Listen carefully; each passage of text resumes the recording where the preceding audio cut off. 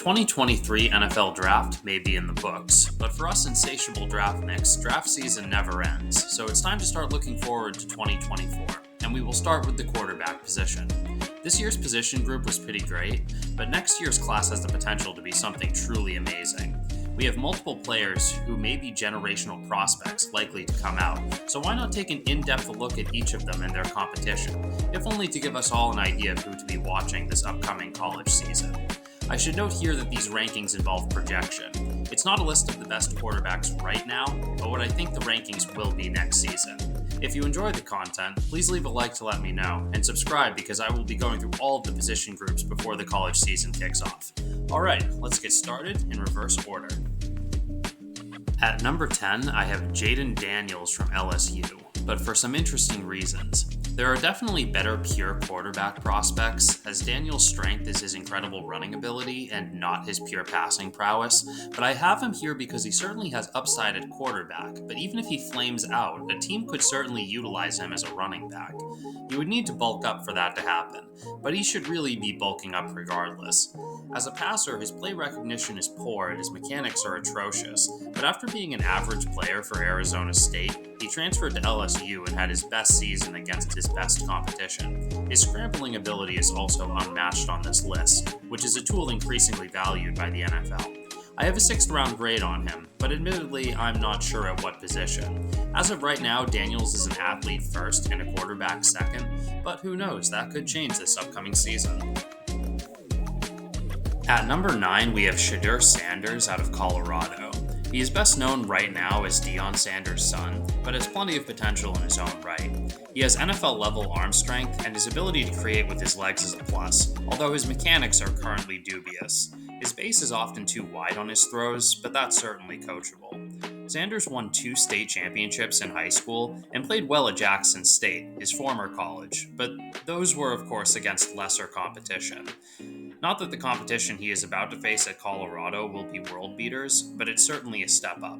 For Sanders to be considered a legitimate quarterback prospect at the next level, he will need to play better against tougher teams. Thankfully, he has all the potential to do so.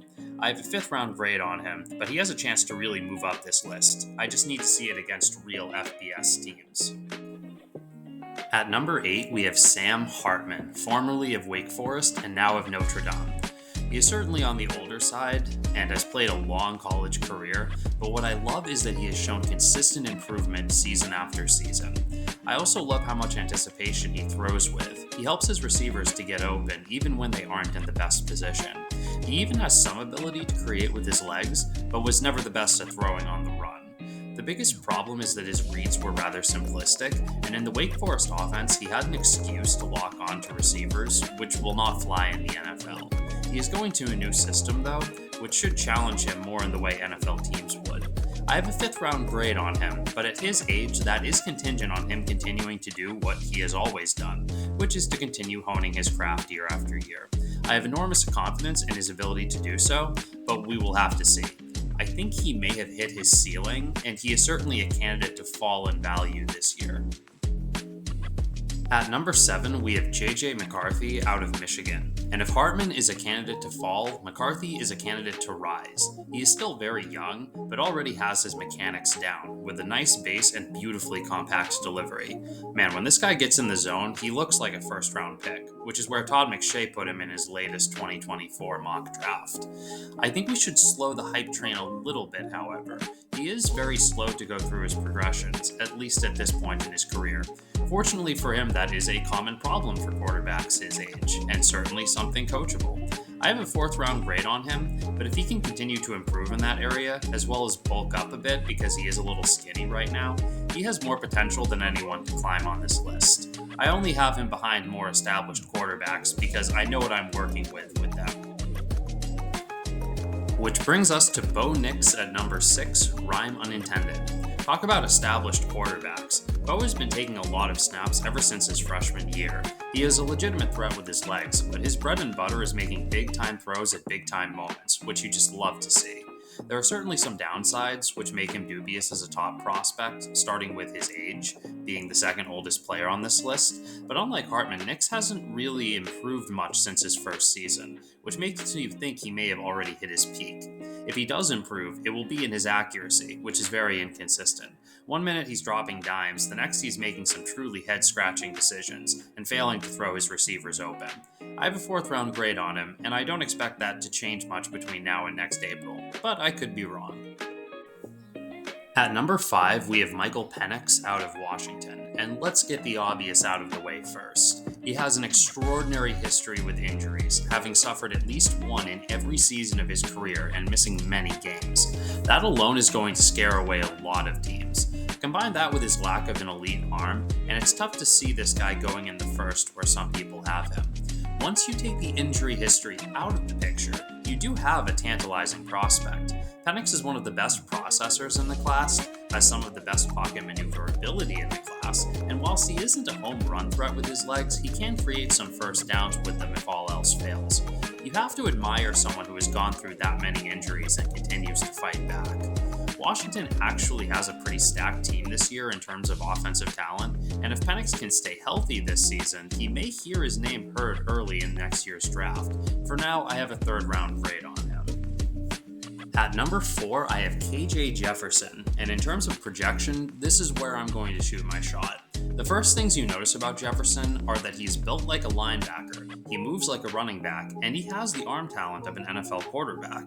Jefferson is maybe the best pure deep ball thrower in the class, although his accuracy closer to the line of scrimmage is inconsistent. He has great scrambling ability, but isn't a true home run threat. Overall, I think Jefferson is kind of like a dollar store Anthony Richardson. They have very similar strengths, but Jefferson just isn't nearly as toolsy.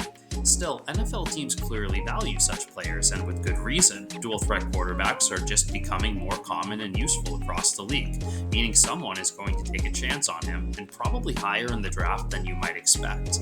There was a lot of turnover in Arkansas's receiving corps this offseason, and if Jefferson can continue to improve regardless, he will earn the round 3 grade I have on him. Now we are getting to the names everyone is familiar with, starting with Quinn Ewers out of Texas at number 3. The most highly touted high school quarterback since Trevor Lawrence, Ewers may have struggled a bit in his freshman season, but he was a freshman for Christ's sake, and you could see all the tools he had to be successful in the NFL. He has prototypical size, prototypical arm strength, and his mechanics are already absolutely beautiful. His delivery is so compact so early, it's difficult to see how it could be improved. His problem last year was slow processing, but that will come with time and experience. You gotta love his swagger too. I mean, look at that haircut and tell me this guy doesn't have self-esteem blowing out both ears 24/7. If you're going to bet on anyone's draft stock rising, it would probably be this guy. However, if you were going to bet on a guy going back to college in 2024, it would also probably be this guy. If he does come out, I have a 1st round grade on him, even this early in his career. At number 2, we unsurprisingly have Drake May out of North Carolina. I thought about having Ewers over him in terms of projection, but in the end, I couldn't do it.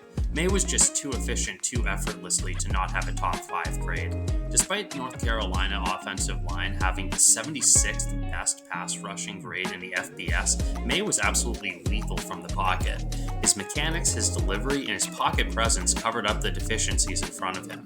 He's also a big guy who could add more bulk and become a true bruiser in the running game like Josh Allen. He does need to improve his ability to process information, as his 62.9 passing grade on throws past his first read ranked just 65th in the country. But if you hadn't noticed, that's a common problem for young quarterbacks and one that improves with time. May had an elite season in 2022, and with another in 2023, he will cement himself as a top 3 prospect next April. And that brings us to my number 1 quarterback and probably player in this class, Caleb Williams. What can you say that hasn't already been said? His ability to create with his legs, out of structure, and on the run is Mahomes-esque. He has great pocket presence, however, and is exceptionally consistent at throwing his receivers open for a player so young. He is a fast processor and makes the right decision quickly and consistently. He is the highest graded freshman quarterback in the PFF college era, even over Trevor Lawrence, and his last season was a masterpiece where he scored 52 combined touchdowns to only 5 turnovers. He could take a considerable step back next year and still be the favorite to go number 1 overall. For me, he isn't quite in the Trevor Lawrence category of prospect, but he is in the next tier down with the likes of Luck and Manning, which is great company.